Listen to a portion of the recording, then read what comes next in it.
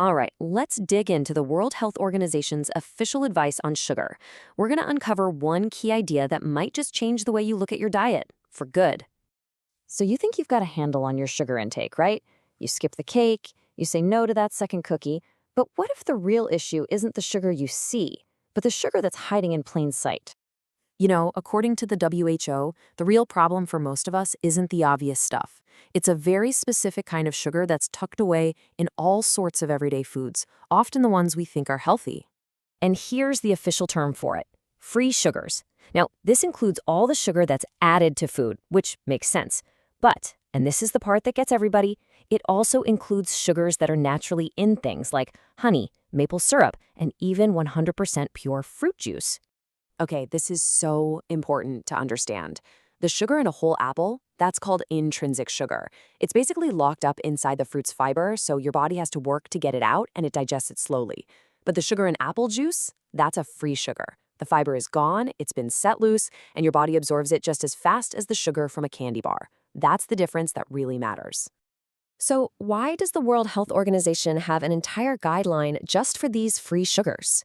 Well, it's because our overconsumption of them has exploded into a massive global health crisis that's affecting pretty much everyone, everywhere. Just look at this number, 68%. That's how many deaths around the world are caused by things like heart disease and diabetes.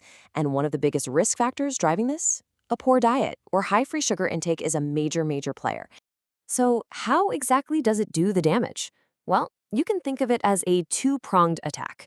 First, free sugars pack in a ton of calories without giving you much nutrition. That makes it super easy to overconsume energy, leading to unhealthy weight gain and raising the risk for diseases like type 2 diabetes. And second, there's a really strong direct connection to tooth decay. We tend to forget about our teeth, but listen to this direct quote from the WHO. Dental diseases are the most common non-communicable disease in the entire world. And fixing those problems is so expensive that it eats up a huge chunk of healthcare budgets. It's a massive economic problem, not just a personal one. Okay, so we've seen the problem, we know the stakes are high, so what do we do about it? Let's look at the solution, the official, science-backed daily limit from the WHO. And let's be clear, these numbers aren't just pulled out of thin air. They come from a massive review of thousands of scientific studies by experts from all over the world. This is the gold standard for a reason.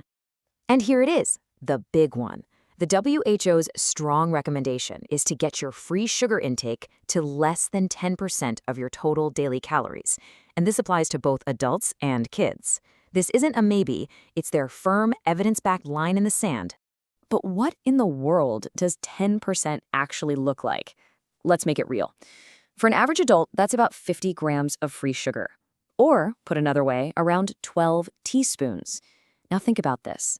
A single can of soda can have nearly 10 teaspoons. That one drink can blow almost your entire daily budget. But wait, there's more. The WHO actually has another level. They make a conditional recommendation that for even more health benefits, you should really try to cut that number in half again and go below 5%. So that 5% target, it comes out to just 25 grams a day, or about 6 teaspoons of free sugar. The WHO says hitting this lower target is especially amazing for protecting your teeth for your whole life. And you know what the best part is? There's absolutely no downside to aiming this low, only more benefits. Okay, I know those numbers might sound a little intense, but hitting them is totally doable, I promise. It just takes a few smart choices. So let's get practical. The first step is just knowing where these free sugars are hiding. The biggest culprits? Right here. Sodas, sports drinks, fruit juices, sweetened yogurts, breakfast cereals, ketchup, you name it. Learning to read labels and spot them is your first superpower. And this table just shows how powerful simple swaps can be.